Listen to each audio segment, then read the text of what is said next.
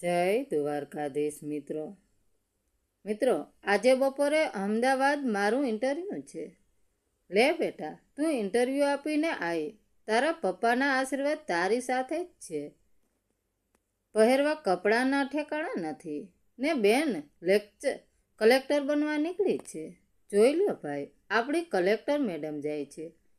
ઘરમાં ખાવાના સાસા છે. આ તો ખોટા ફાફા મારે છે.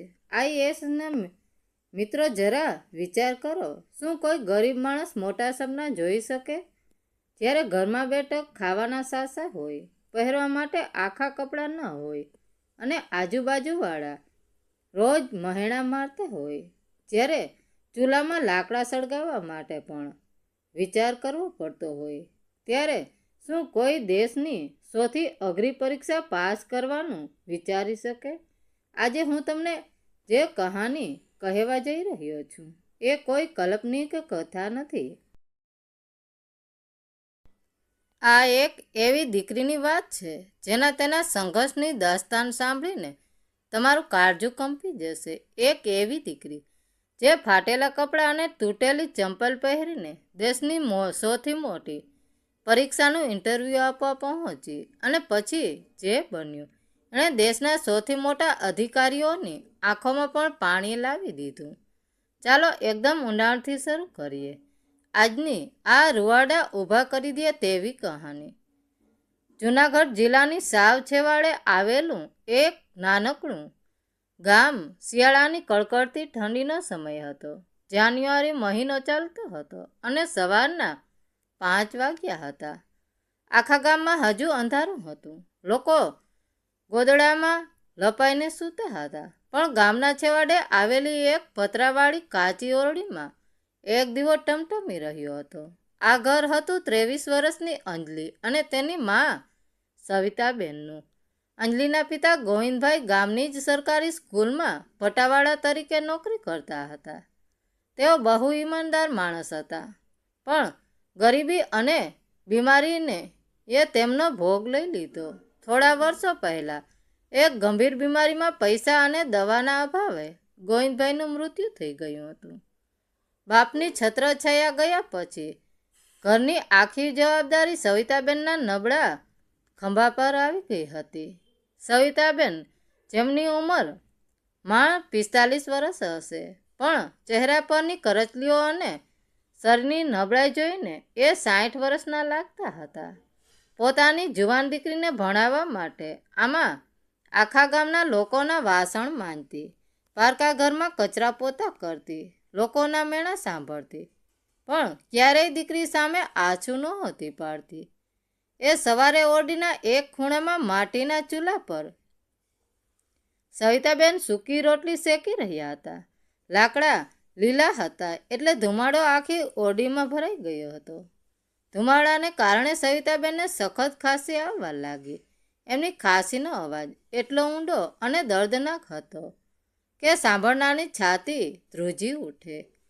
અંજલિ ખાટલા પર બેઠી બેઠી એક નવાસી કાગળ સામે એક ઈંટસે જોઈ રહી હતી. એના હાથ ધ્રુજી રહ્યા હતા, આંખોમાં પાણી હતા. એ કાગળ બીજું કાંઈ નહીં પણ ભારતની સૌથી અઘરી ગણાતી UPSCની પરીક્ષા હતી. પરીક્ષાના ઇન્ટરવ્યૂનો કોલ લેટર હતો. એક પટાવાળાની દીકરી કોઈ પણ જાતના કોચિંગ વગર માત્ર સરકારી ચોપડીઓ વાંચીને દેશની સૌથી મોટી પરીક્ષાના છેલ્લા તબક્કા સુધી પહોંચી ગઈ હતી. ચૂલા પાસે બેસીને ખાંસી ખાત, દીકરી આજે જ જવાનું છે ને મોટા શહેરમાં? હા માં, આજે બપોરે અમદાવાદ મારું ઇન્ટરવ્યૂ છે. મારી જિંદગીનો સૌથી મોટો દિવસ છે. પણ માં, કાશ આજે પપ્પા હોત. સાંભળીને સવિતાબેનની આંખમાંથી એક આંસુ ટપકીને ચૂલાની આગમાં પડ્યું. તેમણે પોતાની ફાટેલી સાડીના છેડે એક ગાંઠ વાળી હતી. ધ્રુજતા હાથે તેણે એ ગાંઠ ખોલી અંદરથી હળ ખાઈ ગયેલી જૂની 500 રૂપિયાની એક નોટ કાઢી અને અંજલિના હાથમાં મૂકી. લે બેટા, તું ઇન્ટરવ્યૂ આપીને આય. તારા પપ્પાના આશીર્વાદ તારી સાથે જ છે. રસ્તામાં કંઈક ખાઈ લેજે, ભૂખી ન રહેતી. અંજલિ એ નોટ સામે જોઈ રહી. તે જાણતી હતી કે આ 500 રૂપિયા માએ પોતાની આસ્થામાંથી દવા માટે છેલ્લા 3 મહિનાથી એક રૂપિયો બચાવીને ભેગા કર્યા હતા. પોતાની દવા ના લાવી પણ દીકરીના સપના માટે એ પૈસા આપી દીધા. ગરીબી માણસને કેવો મજબૂર કરી દે છે ને સાહેબ. સવારના 7 વાગ્યા અંજલિએ પોતાના એક જૂના ઘસાઈ ગયેલા કપડાના થેલામાં પોતાની માર્કશીટ અને ફાઇલો મૂકી. પહેરવા માટે એને પાસે કોઈ સારા કે નવા કપડાં નહોતા.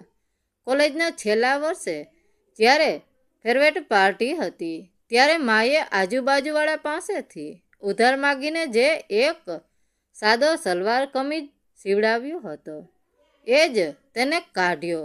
કપડાં જગ્યાએ ઘસાઈને જૂના થઈ ગયા હતા. દુપટ્ટા પણ 2-3 નાના થીગડા મારેલા હતા. પણ એની આંખોમાં જે આત્મવિશ્વાસ હતો એ કોઈ કરોડોના કપડાથી પણ ના આવે. જ્યારે તે ઠેલો લઈને ગામના બસ સ્ટેશન તરફ જવા નીકળી ત્યારે ગામના ચોરે કેટલાક નવરા લોકો બીડી પીતા બેઠા હતા. ગામડામાં કોઈ ગરીબ માણસ આગળ વધે અમુક લોકોને ક્યારેય પહોંચતું નથી. અંજલિને જોઈને એકને એક જણે ટોણો માર્યો. જોઈ લ્યો ભાઈ, આપણી કલેક્ટર મેડમ જાય છે. ઘરમાં ખાવાના સાસા છે, પહેરવા કપડાના ઠેકાણા નથી ને બેન કલેક્ટર બનવા નીકળ્યા છે. બીજો માણસ હસીને બોલ્યો, અરે ગોવિંદ, પટાવાળાની દીકરી છે, નોકરી જ ગોતવા જતી હશે. કંઈક આ તો ખોટા ફાફા મારે છે. IASના અંજલિના કાને આ શબ્દો પડ્યા. એનું હૈયું ચીરાઈ ગયું. પણ એણે મામાનું માથું નીચું રાખીને બધું જ સાંભળી લીધું. એના આંસુ એણે પોતાની અંદર જ પી લીધા. એ જાણતી હતી કે આ લોકોનો જવાબ એની જીભ નહીં, એની સફળતા આપશે. થોડી વારમાં લાલ કલરની ST બસ આવી. બસમાં કીડિયારું ઉભરાઈ એટલી ભીડ હતી, બેસવાની કોઈ જગ્યા નહોતી. અંજલિ પોતાનો થેલો સાથી સરસો ચાપીને બસના એક ખૂણામાં ઊભી રહી ગઈ. જૂનાગઢથી અમદાવાદનો એ લાંબો રસ્તો આખી મુસાફરી દરમિયાન એ ઊભી જ રહી. કોઈએ એને બેસવા માટે જગ્યા ન આપી. બસના ધક્કા, લોકોનો અવાજ અને મનમાં ચાલતું એક જ વાવાઝોડું, જો આજે સિલેક્ટ ન થયું તો મારી માનું શું થશે? બપોરના 12 વાગ્યે બસ અમદાવાદના ગીતા મંદિર બસ સ્ટેશન પર પહોંચી. અમદાવાદ શહેરની ભીડ, ટ્રાફિક અને મોટી મોટી ઇમારતો જોઈને અંજલિ થોડીવાર માટે ગભરાઈ ગઈ. એને જિંદગીમાં ક્યારેય આટલું મોટું શહેર જોયું નહોતું. બસ સ્ટેશનથી ઇન્ટરવ્યૂ સેન્ટર સુધી જવા માટે એને રિક્ષાવાળાને પૂછ્યું. રિક્ષાવાળાએ 100 રૂપિયા માગ્યા. અંજલિના ખિસ્સામાં માએ આપેલા 500 રૂપિયા જ હતા. એને વિચાર્યું કે જો રિક્ષામાં જઈશ તો પાછા ફરવાના પૈસા નહીં વધે. તેણે રિક્ષાની ના પાડી અને 5 કિલોમીટરનો એ રસ્તો પગપાળા જ કાપવાનું નક્કી કર્યું. ભર બપોરનો તડકો હતો. રસ્તા પર ગાડીઓના ધુમાડા અને ધૂળ ઉડી રહી હતી. તે પરસેવે રેપઝેપ થઈ ગઈ હતી. ઇન્ટરવ્યૂ સેન્ટરથી બસ 500 મીટર જ દૂર હતી અને અચાનક ફાટક ચાલતા એના પગની જૂની ચંપલનો પટ્ટો તૂટી ગયો. અંજલિ ત્યાં જ રસ્તાની વચ્ચે થ્રીજી ગઈ. એના પગ તળેથી જમીન સરકી ગઈ. આજુબાજુથી મોંઘી ગાડીઓ પસાર થઈ રહી હતી. અહીં કોઈ મોચી પણ નહોતો. હવે શું કરવું? 1 મિનિટ માટે એને રડવું આવી ગયું. પણ પછી એણે પોતાની ફાઇલમાંથી એક સેલ્ફી પિન ટાંકણી કાઢી. આટલા મોટા રસ્તા પર લોકોની ભીડ વચ્ચે એને શરમાતા નીચે બેસીને પોતાની તૂટેલી ચંપલમાં સેફ્ટી પિન ભરાવી અને પટ્ટો કોઈક રીતે જોડ્યો. ત્યાંથી પસાર થતા કેટલાક શહેરી છોકરીઓ એની સામે જોઈને હસવા લાગ્યા. એક છોકરીએ તો પોતાના મિત્રને કહ્યું, લુક એટ હર યાક, આ ક્યાંથી આવી ગઈ છે? કદાચ અહીં કોઈ સફાઈ કામદારની નોકરી માટે આવી હશે.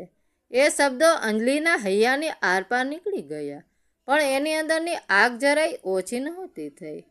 એને પોતાની ફાઇલ છાતીએ લગાવી અને સેન્ટરની અંદર પગ મૂક્યો. ઇન્ટરવ્યૂ સેન્ટરનો માહોલ જોઈને તો કોઈ પણ સામાન્ય ને માણસનો જીવ અધર થઈ જાય.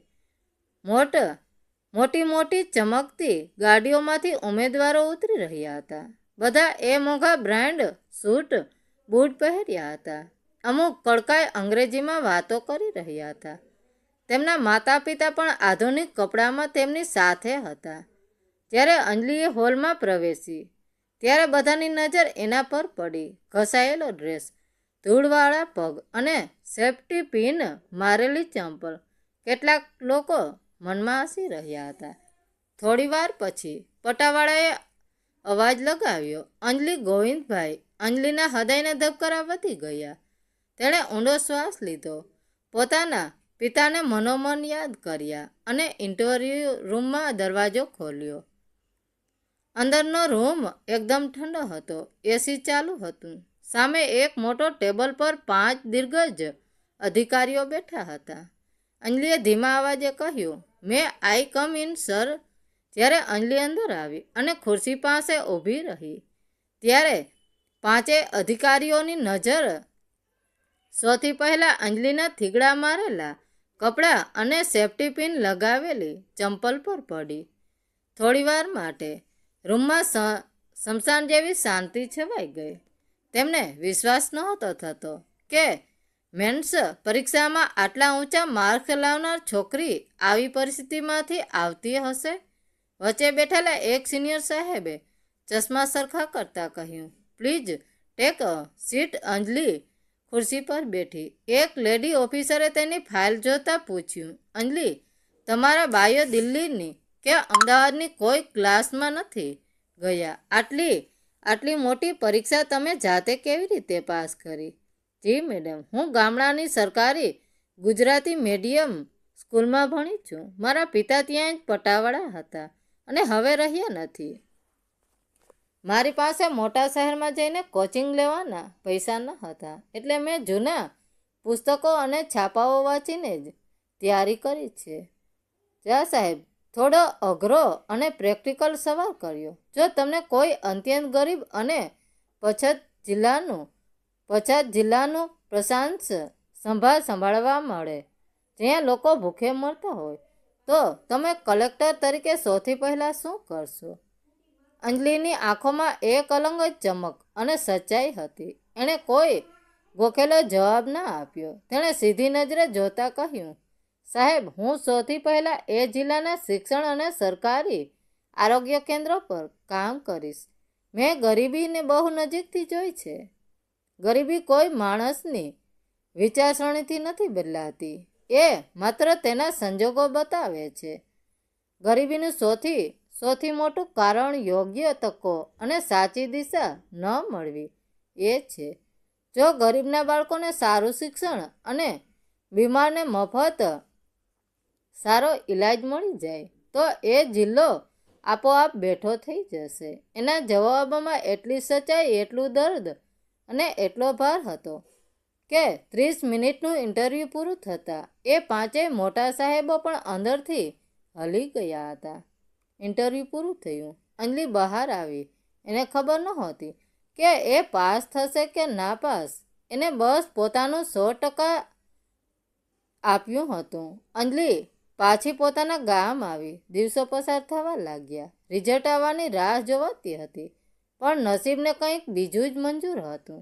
એક રાત્રે અચાનક સવિતાબેનની તબિયત ખૂબ બગડી. શિયાળાની ઠંડીમાં તેને શ્વાસ લેવામાં તકલીફ થવા લાગી. ખાંસી એટલી વધી ગઈ કે ખાંસી ખાતા તેમના મોંમાંથી લોહી પડવા લાગ્યું. અંજલિનો જીવ અધર થઈ ગયો. એના હાથ પગ ધ્રુજવા લાગ્યા. રાતોરાત પડોશીની મદદથી તે માને લઈને તાલુકાના સરકારી દવાખાને દોડી. ડૉક્ટરે ચેકઅપ કર્યું અને રિપોર્ટ જોઈને ગંભીર અવાજે કહી દીધું, જુઓ બેન, સ્થિતિ બહુ ગંભીર છે. ફેફસા સાવ ખરાબ થઈ ગયા છે. હું અહીંથી દવા લખી આપું છું, પણ મુખ્ય દવાઓ અને જીવ બચાવવા માટેના ઇન્જેક્શન તમારે બહાર મેડિકલ સ્ટોરમાંથી લાવવા પડશે, જેનો ખર્ચો 4,000 રૂપિયા થશે. 4,000 અંજલિ માટે આ રકમ લાખો રૂપિયા બરાબર હતી. ખિસ્સામાં અત્યારે 50 રૂપિયા પણ નહોતા. કોઈ પડોશી પાસે આટલા પૈસા નહોતા કે ઉધાર આપી શકે. અંજલિ રડતી રડતી ઘેર આવી. ઘરમાં ખાવાની વસ્તુઓ સિવાય બીજું કંઈ નહોતું. અચાનક એની નજર એક જૂની પેટી પર પડી. એને પેટી ખોલી. અંદર એક જૂની સોનેરી ચેનવાળી એમની કાંડા ઘડિયાળ પડી હતી. આ ઘડિયાળ એના પિતા ગોવિંદભાઈની એકમાત્ર નિશાની હતી, જે અંજલિએ જીવની જેમ સાચવી રાખી હતી. એના હાથ ધ્રુજી રહ્યા હતા, પણ માનો જીવ બચાવવો જરૂરી હતો. એણે ગામના એક સોનીની દુકાને જઈને પોતાના પિતાની એ આખરી નિશાની વેચી દીધી. જે પૈસા આવ્યા એમાંથી તે માની દવા લાવી. તે રાત્રે અંજલિ ભગવાન પાસે બેસીને ધ્રુસકે રડી પડી. એને 2 હાથ જોડીને આંસુ સારતા કહ્યું, હે ભગવાન, મારી એટલી બધી કસોટી ના કર. મારે કલેક્ટર નથી ખાવું. મને બસ મારી મા સાજી નવરી પાછી આપી દે. 1 મહિનો વીતી ગયો. માની તબિયતમાં થોડો સુધારો હતો, પણ તેઓ ખાટલામાંથી ઊભા નહોતા થઈ શકતા. અને પછી એ ઐતિહાસિક દિવસ આવ્યો. માર્ચ મહિનાની એક સવાર હતી. ગામનો ટપાલી કાનજી કાકા પોતાની સાયકલ લઈને અંજલિના ઘર તરફ એકદમ ઝડપથી આવી રહ્યા હતા. તેણે ઘરના આંગણામાં સાયકલ ઊભી રાખી અને જોરથી બૂમ પાડી, અંજલિ, અરે ઓ અંજલિ, બહાર આય દીકરી, તારો કાગળ છે. દિલ્હીથી લાલ સિક્કાવાળો કાગળ આવ્યો છે. ટપાલીનો અવાજ સાંભળીને આસપાસના પડોશીઓ પણ ભેગા થઈ ગયા. જે લોકો પહેલાં મજાક ઉડાવતા હતા એ પણ જોવા આવ્યા કે શું થયું છે. અંજલિ દોડતી બહાર આવી. કાનજી કાકાએ એના હાથમાં એક જાડું કવર મૂક્યું, જેના પર જુનિયર પબ્લિક સર્વિસ કમિશનરનો સિક્કો મારેલો હતો. અંજલિના હાથ ધ્રુજી રહ્યા હતા. એનાથી કવર ફાટતું નહોતું. આખરે તેણે ધીમેકથી કવર ખોલ્યું. અંદર એક કાગળ હતો. એને કાગળ વાંચવાનું શરૂ કર્યું. એક લાઈન, બીજી લાઈન, અને રિઝલ્ટ વાંચીને તેના હાથમાંથી કાગળ છૂટી ગયો. એની આંખોમાંથી ચોધારા આંસુ વહેવા લાગ્યા. તે ત્યાં જ ધૂળવાળા આંગણામાં ઘૂંટણભેર જમીન પર બેસી ગઈ અને ધ્રુસકે રડી પડી. પડોશીએ પૂછ્યું, શું થયું અંજલિ? નપાસ થઈ? અંજલિએ માથું હલાવ્યું અને રડતા રડતા ખાટલામાં સૂતેલી મા પાસે દોડી ગઈ. એણે પોતાની માને કચકચાવીને ભેટી લીધી અને ગળગળા સાદે બોલી, માં, હું પાસ થઈ ગઈ. મારું સિલેક્શન થઈ ગયું. માં, તારી દીકરી IAS બની ગઈ. હું કલેક્ટર બની ગઈ. માં. આ સાંભળતા જ આખા ગામમાં સન્નાટો છવાઈ ગયો. જે લોકો કાલે તેની મજાક ઉડાવતા હતા એમના ચહેરા તરત પડી ગયા. સવિતાબેનની આંખોમાંથી હરખના આંસુ રોકાતા નહોતા. એમણે દીકરીના માથા પર હાથ ફેરવતા કહ્યું, મારી વાલી દીકરી, તે તારા બાપનું નામ રોશન કરી દીધું. આખા ગામમાં ખુશી અને ગર્વનો માહોલ છવાઈ ગયો. પત્રકારો આવવા લાગ્યા. અંજલિના ફોટા પાડવા લાગ્યા. પણ મિત્રો, અહીંથી જ કહાનીનો સૌથી મોટો અને દર્દનાક વળાંક આવે છે. હવે જે બનવાનું હતું તેની કલ્પના કોઈએ સપનામાં પણ નહોતી કરી. કહેવાય છે ને કે ભગવાન જ્યારે કંઈક મોટી ખુશી આપે છે ત્યારે ક્યારેક મોટી કિંમત પણ વસૂલ કરે છે. કલેક્ટર બન્યાનો કાગળ આવ્યાના બીજા જ દિવસે ઘરમાં ખુશીનો માહોલ હતો. પણ અચાનક સવિતાબેનની તબિયત ભયંકર રીતે લથડી. તેમનો શ્વાસ એકદમ રૂંધાવા લાગ્યો. શરીર ભૂરું પડવા લાગ્યું. ગામના સરપંચે પોતાની ગાડી કાઢી અને તેમને તાત્કાલિક જૂનાગઢની મોટી સિવિલ હોસ્પિટલમાં ICUમાં દાખલ કરવામાં આવ્યા. ડૉક્ટરોએ તપાસ કરી અને અંજલિને બોલાવીને કહ્યું, દીકરી, તારી માના ફેફસાએ કામ કરવાનું સંપૂર્ણપણે બંધ કરી દીધું છે. તમે તેમને વેન્ટિલેટર પર રાખ્યા છે, પણ શ્રીથી આપણા હાથની બહાર જઈ રહી છે. આ સાંભળીને અંજલિના પગ નીચેથી જમીન ખેંચાઈ ગઈ. તે હોસ્પિટલને લોબીમાં ગાંડાની જેમ આમ તેમ આટા મારી રહી હતી. એક તરફ આખા દેશમાંથી એને અભિનંદનના ફોન આવી રહ્યા હતા અને બીજી તરફ એની દુનિયા ખતમ થવા જઈ રહી હતી. થોડી વાર પછી નસે દોડતા બહાર આવીને કહ્યું, અંજલિબેન, જલ્દી અંદર આવો, તમારા મધર તમને બોલાવે છે. અંજલિ દોડીને આઈસીયુમાં ગઈ. સવિતાબેન શ્વાસ માટે તડફડી રહ્યા હતા. મોં પર ઓક્સિજનનું માસ્ક હતું. તેમણે બહુ મુશ્કેલથી પોતાની આંખો ખોલી. પોતાની સામે ઊભેલી પોતાની કલેક્ટર દીકરીને જોઈને તેમના કરચલીવાળા ચહેરા પર એક આછું સંતોષનું શ્રીમત આવી ગયું. તેણે પોતાનો ધ્રુજતો હાથ ઊંચો કર્યો. અંજલિએ માનો હાથ કરચલીવાળાને પકડી લીધો અને પોતાના ગાલ પર મૂક્યો. તે ચોધાર આંસુએ રડતા રડતા બોલી, માં તું સાજી થઈ જા. હવે આપણી પાસે બહુ પૈસા આવશે. તારો મોટામાં મોટો ઈલાજ કરાવીશું.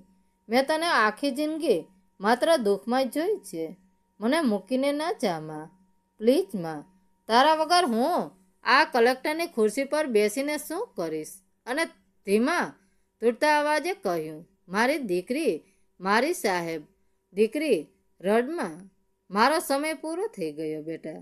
તારા પપ્પાનું સપનું આજે પૂરું થઈ ગયું. હું બહુ ખુશ છું.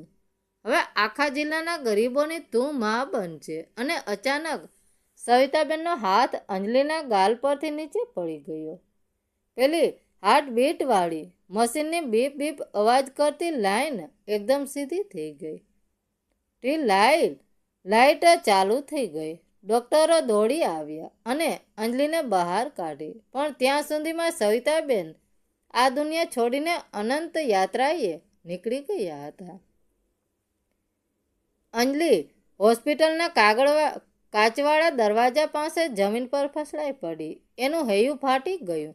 વિચાર કરો મિત્રો, જે દિવસે દીકરીને કલેક્ટર બનીને આખા સમાજમાં માથું ઊંચું કરીને ઊભી રહી, એ જ દિવસે જે માએ પારકા વાસણ ઘસીને એને ભણાવી હતી, એ પોતાની દીકરીની સફળતાનો સ્વાદ ચાખ્યા વિના જ દુનિયા છોડીને જતી રહી.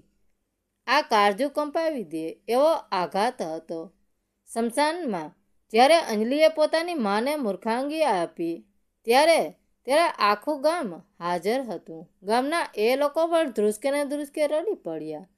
જેઓ એક સમયે તેને બસ સ્ટેશન પર મહેણા મારતા હતા, આજે સોની આંખોમાં પસ્તાવો હતો. વર્ષો વીતી ગયા. 2 વર્ષની કઠિન ટ્રેનિંગ પૂરી થઈ. એક દિવસ સવારના સમયે ગામના કાચા રસ્તા પર ધૂળ ઉડાડતી પોલીસની 2 જીપ અને વચ્ચે એક લાલ બત્તીવાળી સફેદ કલરની સરકારી ગાડીનો કાફલો પ્રવેશી રહ્યો હતો. આખા ગામના લોકો રસ્તોની બંને બાજુ ઊભા હતા. આજે ગામની દીકરી અંજલિ જિલ્લાની અસિસ્ટન્ટ કલેક્ટર SDM બનીને પહેલીવાર પોતાના ગામ પાછી ફરી રહી. જ્યારે ગાડી ગામના ચોરે ઊભી રહી, ત્યારે રસ્તાની બંને બાજુ આખું ગામ હાથ જોડીને સન્માનમાં ઊભું હતું. જે સરપંચ ક્યારેય પટાવાળા ગોવિંદભાઈ સામે જોતા પણ નહોતા, એ સરપંચ આજે માથું ઝુકાવીને ઊભા હતા. ગાડીનો દરવાજો ખુલ્યો. કડક યુનિફોર્મ અને આંખોમાં એક અલગ જ તેજ સાથે અંજલિ બહાર આવી. પણ તેણે કોઈ હાર તોરા ન સ્વીકાર્યા. તે સીધી ચાલતી ગામની એ સરકારી સ્કૂલમાં ગઈ, જ્યાં તેના પિતા પટાવાળા તરીકે નોકરી કરતા હતા. સ્કૂલના આંગણામાં ઊભા રહીને એને આંખો બંધ કરી. એને પોતાના પિતાનો હાથમાં જાડુ પકડેલો ચહેરો અને માનો ખાંસી ખાતો અવાજ યાદ આવ્યો. એને ત્યાંની માટી હાથમાં લઈને પોતાના કપાળે લગાવી. ત્યાં હાજર રહેલા તમામ લોકોની આંખો ભીની થઈ ગઈ. આજે એ ફાટેલા કપડાવાળી દીકરી એક આખા જિલ્લાની માલિક હતી. તેણે પોતાની સત્તાનો ઉપયોગ કરીને સૌથી પહેલાં ગામમાં એક મોટું સરકારી દવાખાનાનું મંજૂર કરાવ્યું, જેથી કોઈ બીજાની માં દવાની અછતને લીધે જીવ ન ગુમાવે. તેણે સાબિત કરી દીધું કે મહેનત, સચ્ચાઈ અને માણસાઈ આગળ ગરીબી કે લોકોના ટોણા ક્યારેય જીતી શકતા નથી. નસીબ ભલે રૂઠે, પણ માણસની મહેનત ભગવાનને પણ ઝુકાવવા મજબૂર કરી દે છે.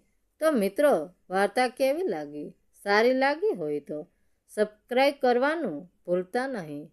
ધન્યવાદ મિત્રો. રાધે રાધે. જય દ્વારકાધીશ.